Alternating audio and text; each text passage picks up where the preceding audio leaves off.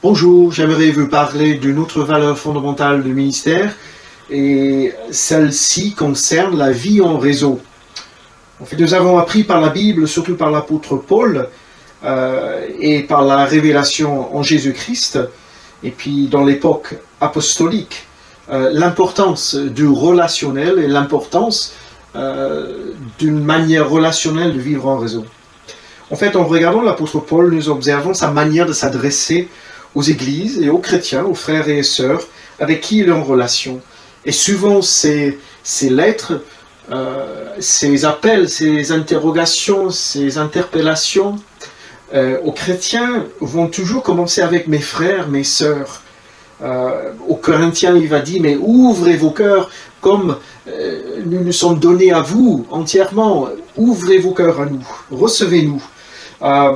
Et en fait, Paul, il corrige même l'Église d'une défaillance relationnelle, mais sa façon de toujours fonctionner, que ce soit en édification, que ce soit en correction, que ce soit pour d'autres raisons, va toujours être mes frères, mes sœurs. Il y a une relation, il y a un lien profond qui dépasse toutes les catégories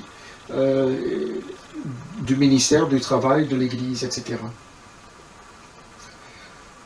Paul, quand il parle aux églises dans ses lettres, quand il parle aux serviteurs avec lui, qui sont là pour édifier les églises, partout en Europe, telle que nous la connaissons aujourd'hui, Paul, là encore, va toujours appuyer sur son lien relationnel.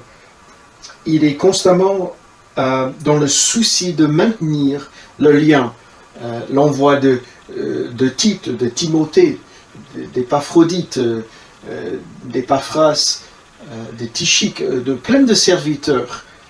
Paul est d'abord engagé dans un entretien relationnel avec les églises qui sont attachées à lui dans sa personne et dans son ministère apostolique. C'est la fondation, en fait, de ce réseau de Paul, ce lien relationnel. Même aux Thessaloniciens, il dit « Nous ne venons pas avec un poids d'apôtres, mais nous venons comme une mère nourrissante, nous venons comme un père qui édifie, qui encourage, qui exhorte. » Et il y a plein d'exhortations dans la parole de Dieu pour nous exhorter dans ce sens-là, et qui relèvent des défis multiples quant à notre manière de vivre l'Église et de vivre parmi nos églises et dans un contexte élargi de mouvement de Dieu. Je ne crois pas qu'une structure, une organisation quelconque produise une qualité relationnelle. Je crois au relationnel car il se trouve dans la Trinité.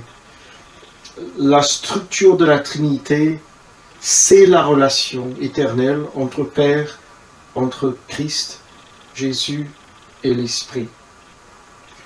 Il n'y a pas de fonction, il n'y a pas de structure. Ce qui entretient et maintient tout ce qu'ils font, toute leur révélation, c'est la qualité relationnelle entre chaque membre.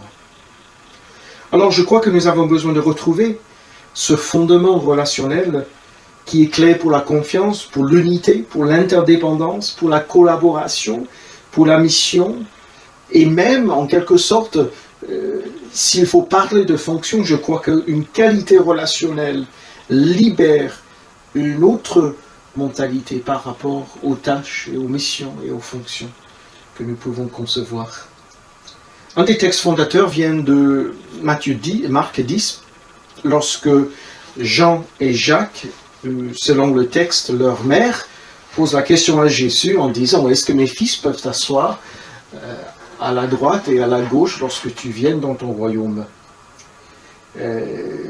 Jésus va répondre dans deux étapes, et la deuxième étape de sa réponse, il va dire « Regardez autour de vous, regardez ceux qui sont les premiers, qui ont l'autorité, qui ont une place, un rang, un statut aux yeux des hommes. »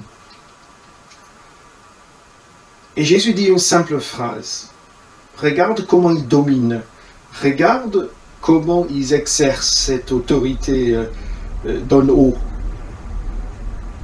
Et Jésus dit, il n'en serait pas ainsi parmi vous. Alors cette phrase confronte nos idées de structure, d'hierarchie, d'organisation, de fonction.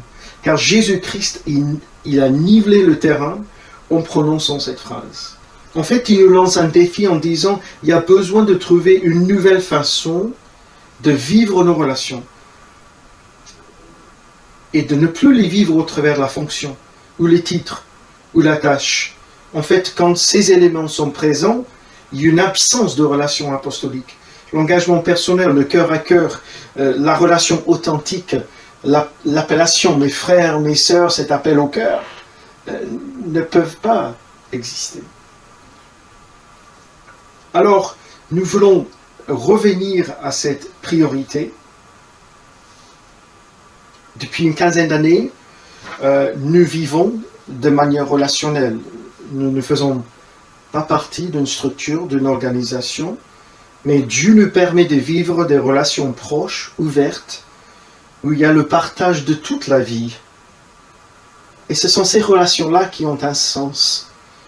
C'est cette possibilité que nous partageons à la fois nos inspirations, notre vie spirituelle, notre vie avec Jésus, mais nous partageons nos luttes et nos défis, nos familles, nos enfants, nos finances, tout ce qui comporte la vie fait partie de cette qualité relationnelle que nous cherchons. Les portes, les possibilités que nous avons développées depuis toutes ces années se sont posées sur ce fondement relationnel et que nous avons construit ce réseau apostolique, nous avons construit là où Dieu a ouvert les portes, nous avons pu servir purement sur une base relationnelle. Le Christ nous a donné certaines personnes et nous avons été donnés à certaines personnes par le Christ. Alors je crois que l'Église du Nouveau Testament est profondément relationnelle. C'est vrai qu'il y a des dangers. Une absence de qualité de relation peut amener plein de problèmes. Ce n'est pas parce que c'est facile que nous allons le faire. C'est parce que nous voulons refléter la vie même de la Trinité. Nous croyons, puisque la Trinité est relationnelle, puisque nous sommes en relation avec Dieu le Père, avec Jésus-Christ, avec le Saint-Esprit, que nous sommes l'extension de cette qualité relationnelle. Et cela doit impérativement trouver son importance dans notre manière d'être ensemble, d'être Église. Et je crois que cette restauration de ces principes de réseau relationnel, de service en réseau, ça fait intégralement partie de ce mouvement de Dieu qui est en cours.